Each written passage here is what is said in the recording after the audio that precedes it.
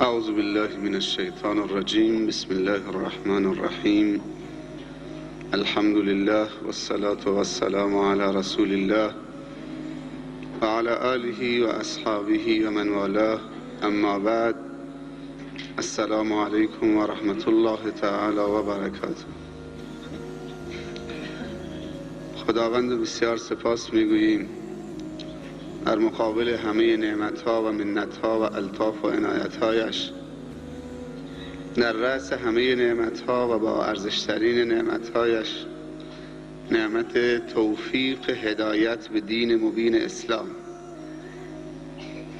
هدایتی که اگر برای انسانی صورت بگیرد و تحقق بیابد، یعنی هدایت به تمامی ارزش‌های والای انسانی و به تمامی سعادت‌ها و خوشی‌ها و تعالی‌ها و ترقی‌های مادی و معنوی در دنیا و آخرت. الحمدلله این نعمت هدایت همه ما و شما و خواهرای برادران مسلمانان ازش بهره مند هستند. قدر این نعمت را بدانیم و با شکر این نعمت هدایت را برای خودمون و جامعه خودمون و آیندگان خودمون و فرزندان خودمون با برکت نگه بداریم. شکر نعمتت افزون کند. لئن شکرتم لازیدنکم.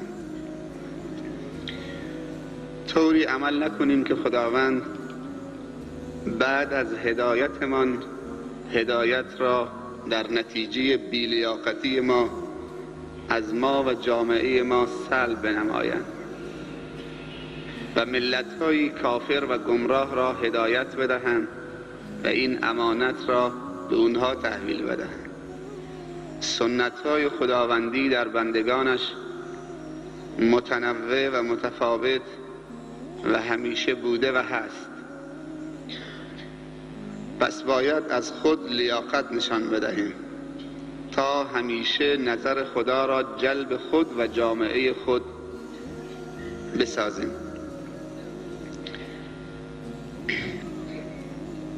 جا داره که به همه شما مردم خوب و دیندار این مسجد باشکوه و مردم خوب زاهدان و بلوچستان تبریک و تهنیت عرض بکنم به مناسبت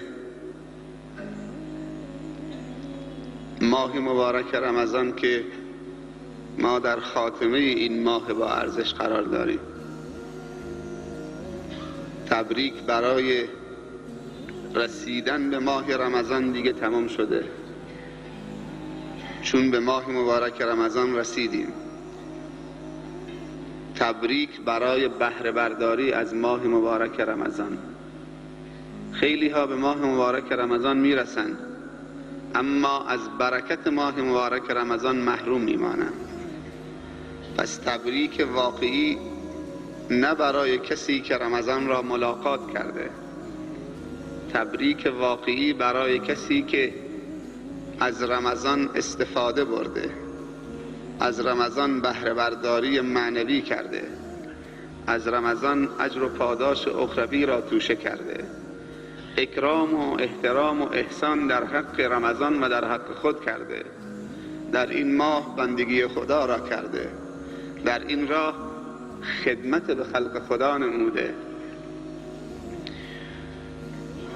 بزرگان دین و گذشتگان ما 6 ماه قبل از رمضان خود را و درون خود را و توان خود را و استعداد خود را و علاقه خود را آماده می کردند برای استقبال از این مهمان ارزشمند و عزیز خداوندی. در نتیجه رمضان برای اونها تحول آفرین بود، برای جامعه اونها تحول آفرین بود. رمضان تحول عجیبی در جامعه اسلامی که علاقمند به رمضان بود و 6 ماه قبل از رمضان زمینه استقبال از این مهمان را فراهم می کردن خیلی ارزشمند بود و از برکت رمضان بود که اخلاق صبر را و استقامت را و عبودیت و بندگی را و جهد و جهاد را در خود پرورش داده بودند و بعد از رمضان با استقامت و صبر و جهد و جهاد دین مبین اسلام را به تمامی انسانهای روی زمین در زمان خود رساندند و هم خود از خود راضی شدند و هم رمضان را از خود راضی کردند و هم خدا را از خود راضی نمودند. و 6 ماه بعد از فراق رمضان به یاد رمضان می نشستند. خوب دقت بکنید سروران عزیز، برادرها و خواهرای ایمانی عزیز، انسان عاشق هم از وصال می سوزد و هم از فراق می سوزد. کسی که عاشق است طاقت دیدار معشوق را ندارد و طاقت فراق معشوق را ندارد. هر دوتا براش سخت است. وقتی معشوقش را می بیند از خوشحالی می سوزد و زار زار گریه وصل معشوق را می کند و وقتی ملاقاتش کرد از دیدارش و خدمت معشوقش خسته نمی شود، اما لحظه ودا و فراق با معشوق اون سوزاننده تر است، اون را می سوزاند.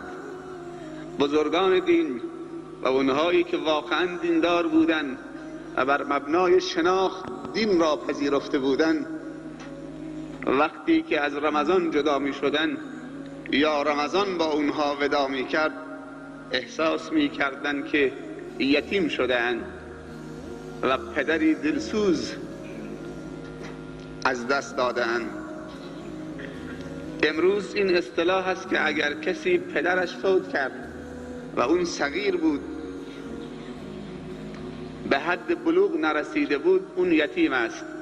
ولی یتیم واقعی کسی است که از نعمت هدایت و از نعمت توفیقات الهی و از نعمت حسنه و کار خیر محروم بماند.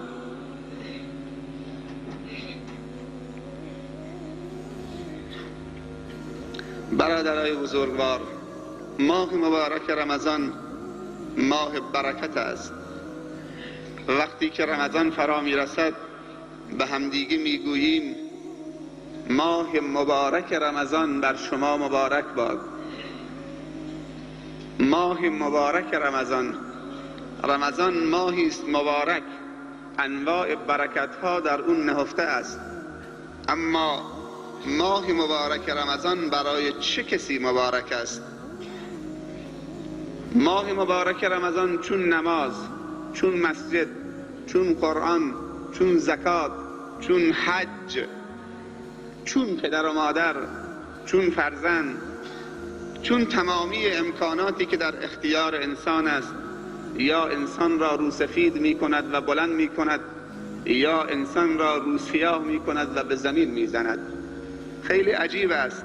ماهی که ماه مبارک است و همه می دونیم که ماه مبارک رمضان جز برکت چیزی دیگر در اون نیست، ولی چرا یک عده‌ای در رمضان و با وجود ماه مبارک رمضان بی برکت می شوند، محروم می شوند، به زمین می خورند، روسیاه و ذلیل و خوار می شوند؟ برکت در رمضان است. این برکت را باید از رمضان بهره بگیریم. برای همه کس برکت نیست، برای کسی که خدا این برکت را نصیبش کرده برکت است. قرآن کتاب هدایت و برکت است. هر جایی پا گرفته و پیاده شده برکت تولید کرده، عزت و آبرو و احترام و سعادت و خوشبختی تولید کرده. اما خیلی ها هم با قرآن روسیاه شدند. پیامبر گرامی اسلام حضرت محمد مصطفی صلی الله علیه و سلم می‌فرمایند خداوند با همین کتاب مقدس آسمانی ملت‌هایی را به زمین می‌زند و ملت‌هایی را از عرش و 7 آسمان هم بالاتر می‌برد. و امروز می‌بینیم اونهایی که در شب‌های رمضان و روزهای رمضان مشغول تلاوت هستند، مشغول عبادت هستند، از این ماه با برکت استفاده میکنن به اوج میرسن و اونهایی که در روزهای رمضان ارزش این روزها را نمیدانن و در شبهای رمضان برای این که وقتشون سپری بشود جلسه های بازی پاسور و ورق و غیبت و نمامی و دروغ و مسخره و شوخی های بیمورد و همینجور شب و روز رمضان را سپری میکنن، برای اونها برکت نیست. خیلی از روزداران هنگام افطار به جای اینکه با بسم الله، با یک دانه خرما و یک جرعه آب، بسم الله علی برکت الله، اللهم لك صمت و علی رزقك افطرت فاغفر لي ما قدمت و ما اخرت و ما اسررت و ما اعلنت، اللهم ذهب الظمأ و ابتلت العروق و ثبت الاجر ان شاء الله تعالی، با رزق و روزی خدا خوشحال بشوند و افطار بکنن. تا از آن گفت نخ سیگار را میگیرن با دود افطار میکنن و خیلی ها آخرین نخ سیگارشان را هنگامی که 5 دقیقه مونده به اذان صبح میگن آخرین نخ سیگار را دود بکنیم که دیگه اذان میگوید و نمیتونیم سیگار بکشیم. یعنی افطار و امساکش با دوده. مسلمان هم هست، روزه هم میگیرد. سبحان الله. رمضان آمده که خداوند انسانها را تربیت بکنه، مسلمانها را تربیت بکنه، گمراهان را هدایت بکنه، مقصرین را جبران بکنه، گناهکاران را توبه نصیب بکنه. در اول هر روز رمضان به مدت 30 روز یک ملائکه میاد در گوش انسان ندا میزنه، یا باغی الخیر ابشر، ای کسی که خواهان خیر هستی و دنبال خیر بودی و خیرخواه بودی و خیر طلب بودی و دنبال کارهای شایسته و خیر بودی، بشارت به تو، یا باغی الخیر، بشارت به تو، ماه پر خیر و برکت رمضان آمده. و ملائکه دیگر میگوید در گوش انسان، یا باغی الشر، یا باغی الشر اقصر، و ای کسی که دنبال شر بودی تا قبل از رمضان و ای کسی که شر طلب بودی و دنبال خیر نبودی، ماه خیر آمده، از شر کوتاه بیا، گذشته را جبران کن. از این التماس بیشتر چه کسی التماس می کند؟ کسی که نیاز به عبادت هیچ یک از بندگانش ندارد. یسبح لله ما فی السماوات و ما فی الارض، سبح لله ما فی السماوات و ما فی الارض. کل مخلوقات تسبیح خداوند میگویند. تعداد انسانها از هر نوع مخلوقی کمتره. کل انسانهای روی زمین به اندازه یک نوع مخلوق خدا نمیشوند، به اندازه تعداد مورچه ها نمیشوند. یک ماهی به اسم ماهی حبور، مادهش سالانه 700,000 تخم میذارد در دریا. یک ماهی فقط. میلیون ها نوع ماهی اگر هر کدوم 700,000 800,000 300,000 تخم بگذارد، اما انسان در طول 100 سال عمرش شاید 5 تا بچه دار بیاورد، شاید هم عقیم بشود. یک میگو 350,000 تخم میذارد، میگوی مولد در دریا. همه تسبیح خدا میگویند به هر زبانی. کل قد علم صلاته و تسبیحه، و خداوند صلات و تسبیحشان را میداند.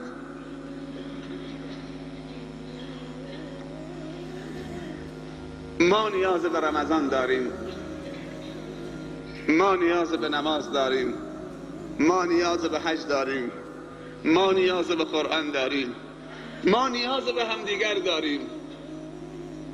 اگر ما نیاز به اکسیژن داریم تا حیاتمون را حفظ کنیم، و اگر ما نیاز به آب داریم تا حیاتمون حفظ کنیم، و اگر ما نیاز به خواب داریم تا توانمون را حفظ کنیم، و اگر ما نیاز به استراحت داریم تا قدرتمون رو حفظ بکنیم و خستگی رو برطرف بکنیم، اینو بدونید که نیاز ما به خدا از همه این نیازها بیشتر است. خیلی ها آب می نوشن، اکسیژن مصرف می کنن، خواب می کنن، استراحت می کنن، بازم نیازشون برطرف نمی شود. نیاز درون و بیرون انسان، نیاز مادی و معنوی انسان فقط خدا و دین اسلام و قرآن و هدایت برطرف می کند. آنکه هدایت ندارد حیات ندارد، آنکه خدا ندارد دنیا و آخرت ندارد، آنکه خدا ندارد تن سالم ندارد. منظور برکت تن سالم هست. خیلی ها هستن پهلوانن، اگر سلامتی برکت نداشته باشد سلامتی ندارید، اگر مال برکت نداشته باشد مال ندارید، اگر مقام برکت نداشته باشد مقام ندارید، اگر فرزند برکت نداشته باشد فرزند ندارید. فرزند معتاد به درد چی میخورد؟ فرزند دزد به درد چی میخورد؟ فرزند بی تقوا و بی خدا به درد چی میخورد؟ سرمایه هست. سلامتی که در راه خدا صرف نشود و برای جامعه اسلامی صرف نشود، این سلامتی و تندرستی و قدرت و توان و مقام به درد چی میخورد؟ نمیشه بهش افتخار کرد. ماه مبارک رمضان ماه برکت هست. اولین برکت ماه مبارک رمضان این که خداوند در این ماه قرار داده هر نماز فرضی و هر کار فرضی 70 برابر می شود. اینها روایت صحیح است. برکت رمضان، هر فرضی در رمضان معادل 70 فرض می شود. یک نماز فرض 70 فرض. اگر یک نماز فرض با جماعت بخوانید در غیر رمضان 25 درجه ثواب دارد یا 27 درجه. صلاة الجماعت افضل من صلاة الفجر ب 27 درجه. در غیر از رمضان اگر یک نماز فرض در جماعت بخوانید تا نمازی در خانه بخوانید 27 درجه فضیلت دارد. اگر در رمضان باشد 27 بزن ضرب در 70. یک نماز فرض با جماعت 27 درجه بزن ضرب در 70. هرچی به دست آمد یک نماز فرض است.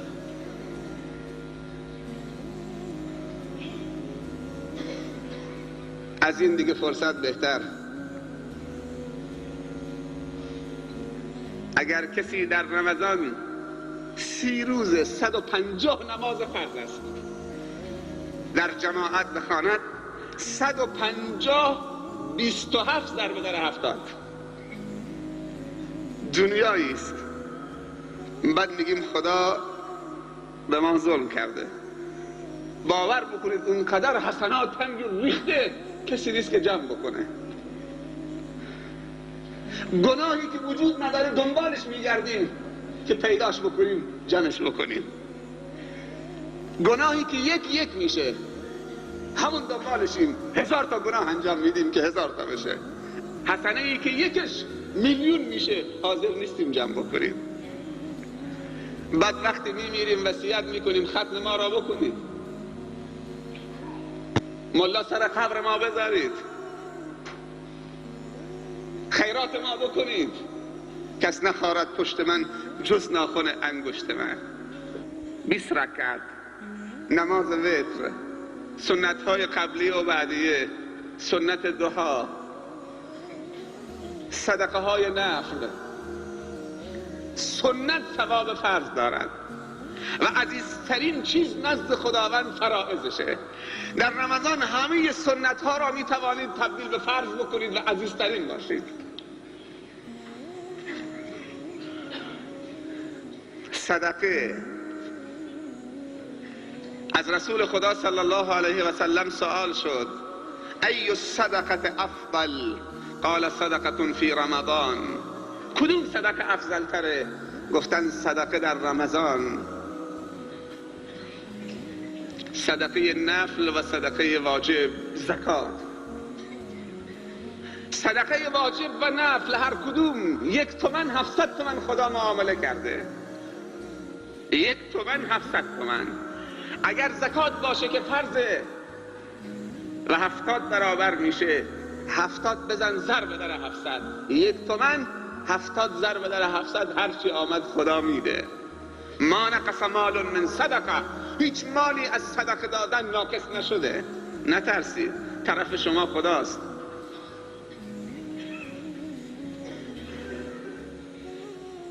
چه مالی مال هست؟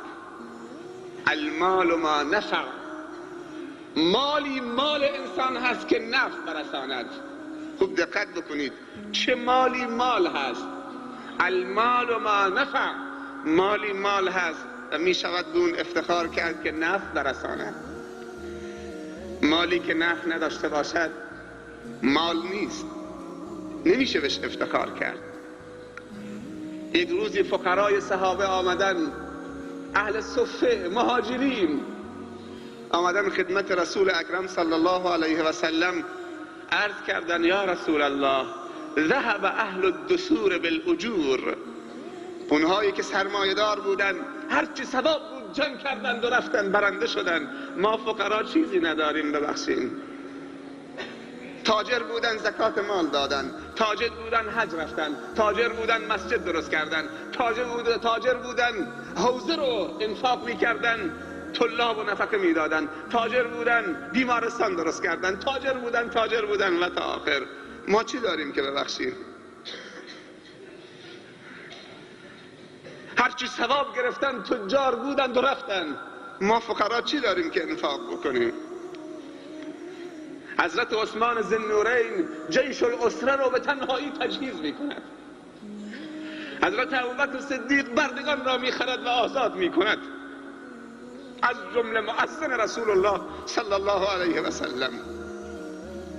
حضرت عمر انفاق میکند. حضرت عبدالرحمن ابن عوف میگوید سنگی رو بلند میکنم توقع دارم زیر اون سنگ گنجی باشد، چون که رسول الله صلی الله علیه و سلم دعای برکت کرده. 700 تا شتر رو یک جا در راه خدا میبخشد و میداند که تضمین است کم نمیشود.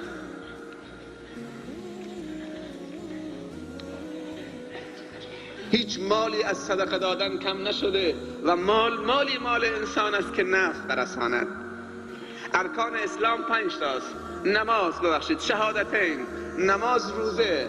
فقیر و تاجر در این 3 تا شریکند، اما 2 تا از ارکان اسلام فقط تجار انجام میدهند. این افتخار نصیبشون شده. اونهایی که تاجرن و خدا بهشون داده. فقرا 3 تا از ارکان اسلام انجام میدهند و تجار 5 تا از ارکان اسلام انجام میدهند. زکات فقط تاجر میده، کسی که فقیر زکات نداره. و حج تاجر میره، کسی که فقیره حج برش واجب نیست، چون استطاعت مالی و بدنی شرط است. پس خداوند به تو مال داده که رکن 4 و 5 اسلام را تحقق ببخشید و این افتخاری نصیب تو بشود. فقیر اگر حج نمی رود معذور است، ندارد. فقیر اگر زکات نمی دهد معذور است، ندارد. خدا ازش ساقط کرده، از جای دیگه پرش میکنه، تقویتش میکنه. ولی تاجری که خدا بهش پول داده که زکات بدهد و رکن 4 اسلام را عملی بکند و روز قیامت بیاید و بگوید بارالله من هر 5 رکن اسلام رو تحقق بخشیدم، میبینی تاجر زکات نمیدهد. بعد دشمنان اسلام چون تاجر مسلمان زکات نمیدهد، میآیند فقرای مسلمین را شکار میکنند با فقرشون. یک روزنامه کویتی، مجله کویتی 2 سال پیش برای من دادن، با تیتر بزرگ روی برگ اولش نوشته بود که در سال 2001 مؤسسه های صلیبی و دولت مردان صلیبی چیزی حدود 280 میلیارد دلار خرج کردن تا مسلمان را مسیحی بکنن. 280 میلیارد دلار در سال 2001 دولت مردان صلیبی و مؤسسه های صلیبی کجا هستند؟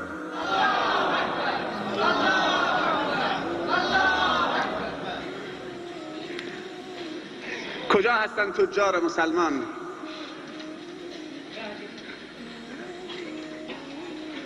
تاجر مال دارد، حج نمی رود. یک نکته درباره حج بگویم و یک نکته درباره عمره بگویم. حج سال 1 بار است، عمره همیشه می توانید بروید. سوال کردن بهترین عمره چه وقتیه؟ پیامبر صلی الله علیه و سلم فرمودن عمرتون فی رمضان، عمره در رمضان معادل حج است. یک نکته درباره مسجد الحرام و مسجد النبی، اونهایی که دنبال ثوابند در ماه مبارک رمضان. عمره در رمضان ثواب حج دارد، خرج عمره چقدر است؟ برای ما که سوغاتی ما آب زمزم و خرماست، نه چیز دیگر ها، 600,000 تومان. اگر سوغاتی چیز دیگر باشد، نه آب زمزم و خرمای عجوای مدینه، اون بحث جداگانه است. سوغاتی مدینه خرمای عجوا و سوغاتی مکه آب زمزم. ثواب عمره معادل حج است. این ثواب عمره. هر کسی در رمضان با 600,000 تومان عمره برود ثواب حج میگیرد. دیگه چی میگیرد؟ اگر 20 روز در رمضان در مکه و مدینه باشد، 10 روز در مدینه، 50 تا نماز فرض در مدینه میخواند. پیامبر صلی الله علیه وسلم فرموده هر نماز فرضی در غیر از رمضان در مسجد النبی معادل 1000 نماز فرض است. در رمضان 70 برابر میشه. یعنی 10 روز 50 تا نماز بخونید، ببخشید 5 تا نماز بخونید در مسجد النبی در ماه رمضان، چیز حدود 3,500,000 حسنه داره فقط نماز خوندن. 10 روز بعدی میری مکه، 10 روز در مکه بمانید در رمضان، 5 تا نماز فرض در مسجد الحرام بخوانید. پیامبر صلی الله علیه و سلم فرموده در غیر رمضان هر نماز فرضی در مسجد الحرام 100,000 نماز ثواب دارد. 100,000 در رمضان، 100,000 ضرب در 70 بکن چقدر میشه؟ 350 میلیون حسنه. این فقط ثواب نماز هاست. یعنی 50 تا نماز فرض در 10 روز رمضان در مکه بخوانید، ثوابش 350 میلیون حسنه. تو چقدر دادید؟ 600,000 تومان. 600,000 تومان دادید فقط ثواب نماز مال مسجد الحرام، نماز فرض، نه نفله، نه طوافه، نه نگاه به کعبه، نه خیراته، نه ثواب عمره که حج است. دیگه خدا چطوری بدهد؟ 500,000 تومان، 350 میلیون تومان غیر از مدینه. اینها ثواب است یا نیست؟ اینها کجاست؟ تو ماه مبارک رمضان است. ما خواهان ثواب هستیم یا نیستیم؟ من جواب نمیخواهم، به خودت جواب بده. هر کسی جوابشو به خودش بده. هر کسی تو گور خودش میخوابد. اما صحابه از دست ندادن. اینها همش برکت رمضان است. بهترین صدقه در رمضان. 3 نفر در جامعه اسلامی اگر دست به دست هم بدهند، جامعه متحول خواهد شد و دنیا فتح خواهد شد. علم عالم، قدرت حاکم، مال تاجر. علم عالم، اگر خدا به عالم برکت بدهد که علمش به مردم برسد و به خودش هم برسد، دنیا بیدار می شود، دنیا آگاه می شود، دنیا خداپرست می شود. اگر خدا در کنار عالم یک تاجر ربانی هم قرار بدهد که هرچی عالم گفت نگذاره که حرف عالمش و رهبرش به زمین بیفته، جان و مال و فدا بکنه، مثل عبدالرحمن ابن عوف و عمر ابن الخطاب و عثمان ذی النورین و ابوبکر الصدیق رضی الله عنهم اجمعین که هرچی گفتن گذاشتن. علم عالم، مال تاجر. کلمه تاجر 4 حرف است: ت، الف، جیم، ر. تی تاجر تقوا، تاجر باید با تقوا باشد. الف تاجر امانت، تاجر باید با امانت باشد. جیم تاجر جرأت، هم جرأت سرمایه گذاری و هم جرأت خرج کردن به خاطر خدا. کسی که جرأت ندارد هی میشمارد 1000 تومان 1000 تومان، وقتی رهبرش میگه خیر بکن که اسلام در خطر است، میره خانه فکرم بکنم، به درد نمیخورد. جرأت خرج کردن. و ری تاجر یعنی چی؟ رحیم بودن تاجر به فقرا و ایتام و مشکلات اجتماعی. از زمانی که تجار ما رحم و شفقت از دلشون رفت، خیر و برکت هم از جامعه اسلامی رفت. علم عالم کافی نیست. مال تاجرم باید باشه. ت تقوا، الف امانت، جیم جرأت، ر رحمت. تاجر باید رحم بکنه به جامعه و نیازهای جامعه. خدا بهش داده که رحم بکنه اگر میخواد که رحم بشود. حوزه مکی امانتی است در گردن تجار زاهدان و بلوچستان بالاخص. وقتی دولت مردان صلیبی و مؤسسه های صلیبی در یک سال 2001 280 میلیارد دلار خرج میکنن که مسلمانان رو مسیحی بکنن، شما کجایید؟ وقتی علم عالم و مال تاجر در کنارشم قدرت حاکم اسلامی و دولت مرد اسلام در کنارش جمع می شود، مثل قدرت امیر المؤمنین عمر ابن الخطاب رضی الله عنه، اسلام به همه جا می رسد. این فقها و این علما سخاوت داشتن، تجارم سخاوت داشتن، حاکم وقتم قدرت داشت و قدرتش رو سخاوت کرد، بخشید برای پیشرفت اسلام. عالم با علم سخاوت می کند، تاجر با مال سخاوت می کند، حاکم با قدرت حکومتی سخاوت می کند. هر سه تا یک شراب دارند. بازار می تواند یک پایگاه دینی باشد اگر بازاری های ما مؤمن و متدین باشند. این حوزه به چی می چرخد؟ به توان تاجر مخلص بازاری. بعضی تجار من دیدم که فقرا رو کور میکنن، فقرا رو کور میکنن. فقیر متکبرم دیدیم. من در حرم مدینه وقتی بودم اونجا، یک تاجر آفریقایی بود، اصلیتش آفریقایی، حافظ کل قرآن بود، دیسک کمرم داشت، یک عصایی داشت، 5 تا هندی و پاکستانی کرایه کرده بود، خدمتگزارش بودن. سفره انداخته بود چند متر، انواع غذاها اونجا گذاشته بود. اینها رو فرستاده بود، خودش قرآن از بر میخواند. اینها در حرم ایستاده بودن، فقط چه؟ مردم می آوردن سر سفره افطاری این آقا. در کنارش دیده بودم که یک سیاه آفریقایی این طرف گذاشته، یک پیرمرد فقیر بنگلادشی این طرف گذاشته. تا گفت الله اکبر موز پوست میکنه دست این سیاه میدهد، موز پوست میکنه دست این بنگالی فقیر میدهد. دیگه بخور هنیئا، مال خداست، مال من نیست. بعضی هم وقتی به مال میرسن نه که خودشون خدا رو فراموش میکنن. فخسفنا به و بداره الارض. در ماه مبارک رمضان دیگه چه هست که سبب برکت شب قدر هست؟ شب قدر یعنی چی؟ شبی که دارای قدر و منزلته. قدر و منزلت یعنی چی؟ یعنی قرآن در اون شب نازل شده و به شب قدر و منزلت داده. قرآن چند حرفه؟ 350,000 حرفه.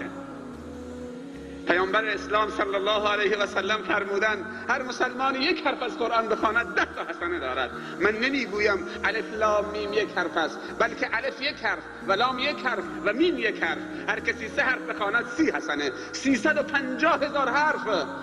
یک ختم قرآن می شود 3,500,000 حسنه.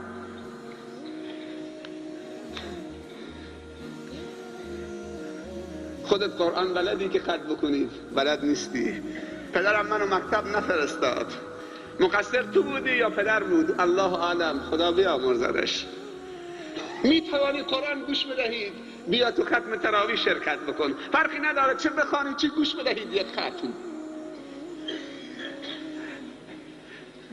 نوار قرآن 20,000 تومان، یک آلبوم کامل. ضبط صوتم بگذار گوش بده. بازم بلد نیستید، پول ندارید. هر شب قرآن رو باز بکن، دست رو خط سیاه قرآن بکش و نگاه بکن. از این آسان تر دیگه. انما الاعمال بالنیات. در ماه مبارک رمضان شب قدر هست. عبادت از 1000 ماه بهتره. 1000 ماه معادل چند ساله؟ معادل 83 سال. یک شب 83 سال به خدا نزدیک میشوید. 83 سال و 4 ماه و نیم. 1000 ماه معادل 83 سال و 4 ماه و نیم است. لیلة القدر خیر من 1000 شهر. یک شب قدر کیه؟ شاید هم تمام شد تو همین روزهای 21 و 22 و 23 و امید هست که هنوز جلو باشد، 25 و 27 و 29 باشد. خدا خوشش می آید. خدا یک شب فرستاده که در اون شب 83 سال و 4 ماه و نیم مسافت طی بکنید به خدا نزدیک بشوید. اون شب از دست بدید. کاش که خوابیده بود خور و پف میکرد، حداقل استراحت میکرد، ولی نخوابیده بازوی پاسور داره میکنه، اخبار لندن داره گوش میده، سیگار داره میکشه جا سیگاری کنارش گذاشته. اگر خوابیده بود اشکال نداشت. اگر کسی 5 تا شب قدر در 5 رمضان نصیبش بشود، 5 8 تا 40 تا 415 سال این عمر. بعد میگیم عمر ما کوتاه هست. عمر ما کوتاه نیست، برکت از عمر ما رفته. اگر عمر با برکت باشه از یک سجده میلیون ها بهشت درست میشود. سریع بروم چون وقتم تمامه. دیگه چه برکتی هست در رمضان؟ بهشت 8 تا در دارد. یکی از درهای بهشت اسمش باب الریانه، در ریان. فاصله یک لنگی در بهشت مسافت 40 سال اسب تازی است. خدا کنهشو بهتر میداند. این در رمضان باز می شود و در روز قیامت هم باز می شود. روز قیامت که رسید در روایت دیگه وارد شده که للصائم فرحتان، برای روزدار 2 خوشحالی هست، فرحت عند فطره و فرحت عند لقاء ربه. خوشحالی هنگام افطاری قبل از اذان 10 دقیقه دعا می‌خواند که خدا روزه امروزش را برش قبول بفرماید، منت بگذارد، قبول بفرماید. بعد مؤذن اذان میگوید، خرما دستش منتظر مؤذنه تا گفت الله اکبر خوشحال میشود، الحمدلله که امروز روزمو به جا رسوندم. بعد بر رزق خدا افطار میکند و طلب مغفرت میکند. این یک خوشحالی. خوشحالی دوم هنگامی که با روزه و پروندی پر از روزه ملاقات پروردگار میکند. خداوند در روز قیامت در دشت محشر سوال می کند این الصائمون من امت محمد صلی الله علیه و سلم، روزداران امت محمد کجا هستن این روز؟ هر کسی روزه گرفته دستشو بلند میکنه، هر کسی نگرفته اگه دستشو بلند کرد دستشو خرد میکنن. روزداران که دستشون بلند کردن میگوین از این در وارد بشوید، هذا باب الریان للصائمین. آخرین نفر روزدار که از در ریان وارد شد در ریان رو میبندن. بر خود ظلم نکنیم. 4-5 روز دیگه رمضان رفتنی است. 24 روز پیش هنگام غروب آفتاب پیر و جوان رو به قبله اینطوری نگاه میکردن، پشت بام ایستاده بودن نگاه میکردن، با دوربین نگاه میکردن، دنبال چی میگشتن؟ که آیا هلال ماه رمضان را پیدا کنند. هلال پیدا کردی، 24 روز گذشت، چه کار کردی؟ برای خودت، برای خانواده‌ات، برای جامعه‌ات چه کار کردی؟ هلال تمام شد، پر شد، تمام شد، رمضان داره خداحافظی میکند، رو سیاهی به زغال ماند. دیگه برکت رمضان چیه؟ قرآن و روزه شفاعت میکنه در انسان، به درگاه رب پروردگار صدا میزند. روزه میگوید ای پروردگار، من در روز رمضان، در روز گرم رمضان عزیزترین چیزها را بر او منع کردم، حرفمو قبول کرد، آب و نوشیدنی و خوردنی منعش کردم، خدایا من را در او شفاعت بده. میگه باشه شفاعت تو قبوله. قرآن از اون طرف می آید میگه خدایا همینطوری که روزه رو در اون شفاعت دادی، منم شب خواب از چشمش گرفتم، منم اجازه بده در این روزدار و کسی که شب با قرآن بیداری میکشید در شفاعت بکنم. میگه تو هم اجازه دارید که در این شخص روزدار و در این شخص مؤمنی که شبها با قرآن می ایستاد شفاعت بکنید. آیا شفاعت رمضان و قرآن نمیخواهیم؟ در خاتمه صحبت هم فقط به یک مسئله اشاره می کنم، گرچه مطالب هست ولی وقتم ما را تأخیر می کند. بارزترین ویژگی ماه مبارک رمضان توبه است. این ماه رمضان برای توبه کردن هست و بهترین دعایی که در شبهای قدر انسان از خدا می‌طلبد این دعاست. ام المؤمنین عایشه رضی الله عنهما سوال فرمودن ای رسول خدا صلی الله علیه و سلم، اگه شب قدر رو ملاقات کردم چه دعایی بطلبم؟ راهنمایی بفرما. گفت این دعا: اللهم انک عفو تحب العفو فاعف عنی. اللهم انک عفو تحب العفو فاعف عنا. پروردگارا تو با گذشت هستید و گذشت کردن را دوست دارید و عفو و بخشش از بندگان گناهکار و تقصیرکار را دوست دارید. خدایا نگاه به بدی ما نکن، نگاه به خوبی خودت بکن. خدایا نگاه به تقصیر ما نکن، به جرم ما نکن. خدایا نگاه به رحمت خودت بکن. خدایا ما در ماه رمضان از تو هیچی نمی‌طلبیم، فقط بخشش می‌طلبیم، مغفرت می‌طلبیم، رحمت می‌طلبیم، بهشت می‌طلبیم. به تو پناه میبریم از خشم و غضب تو و جهنم تو. خدایا دستای ما را خالی بر نگردان و امید ما را ناامید نگردان. بارزترین ویژگی این ماه توبه است. هر کسی در گذشته این ماه، این 24 روز کوتاهی کرده، این چند روز باقی مانده را دریابه. یک توبه نصوح دست جمعی لازم است. کلا همه مردم باید توبه بکنن. اول علما، دوم طلاب، سوم معلمین. چرا اینا رو میگم؟ اول علما، چهارم معلمین مدارس، چه حوزه ها و چه مدارس دیگر. چون اینها بازاری ها، دانشجوها، ورزشکارا، مادرها، خواهرها، دخترها، پسرها همه باید توبه بکنن تا رحمت خدا نازل بشود. علت گناه سه چیز است: یک جهل، دو ضعف اراده، سه تکبر. اگر گناه از روی جهل و نادانی باشد، وظیفه علما و معلمین و طلاب اینه که مردم رو آگاه بکنن، کلاس بذارن.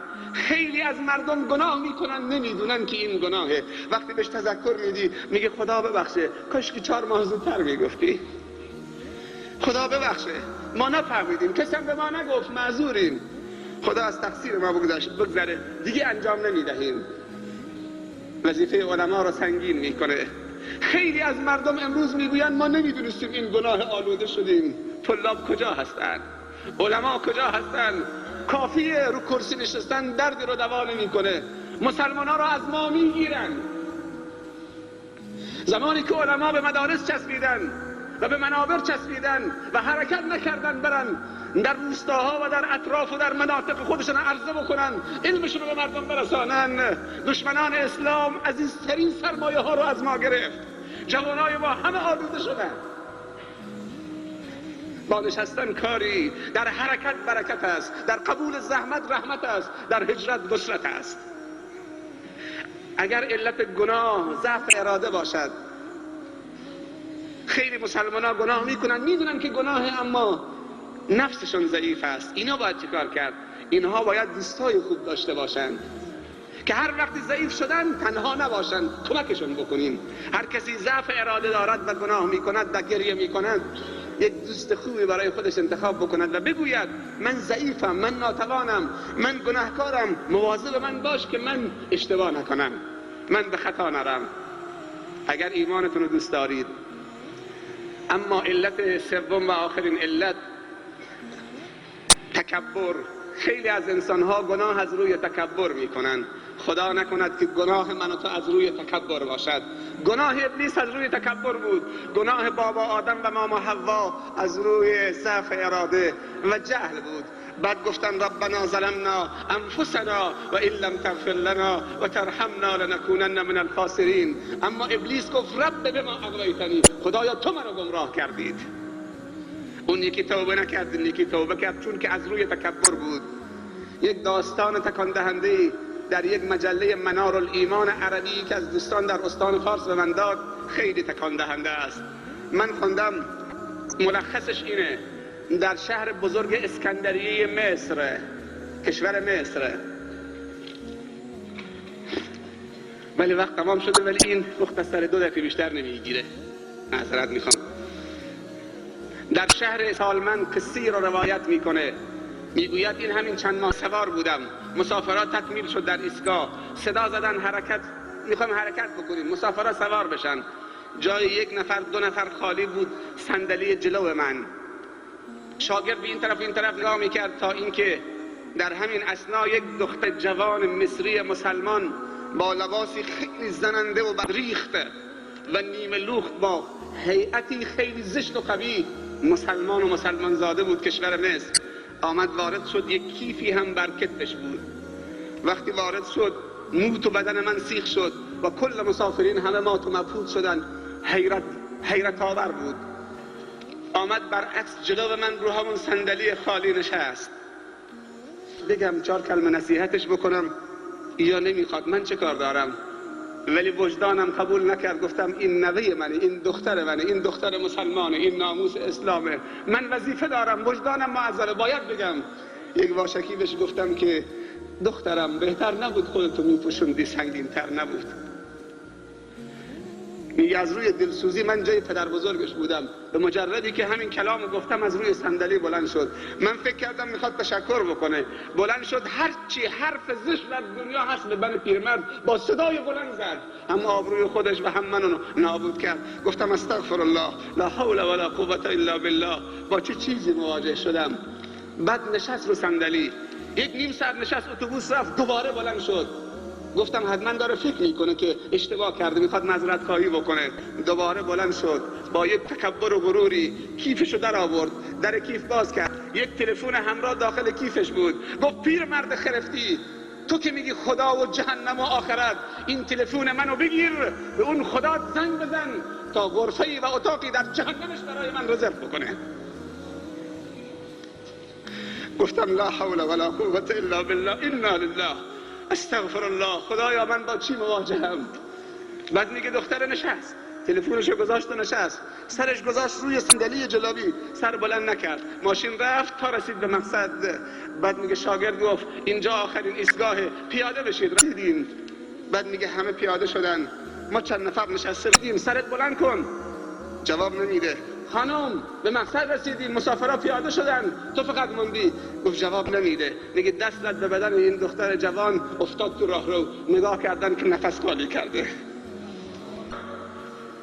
وقتی دعوت شد اتمام حجت شده، باقیش دیگه با خداست.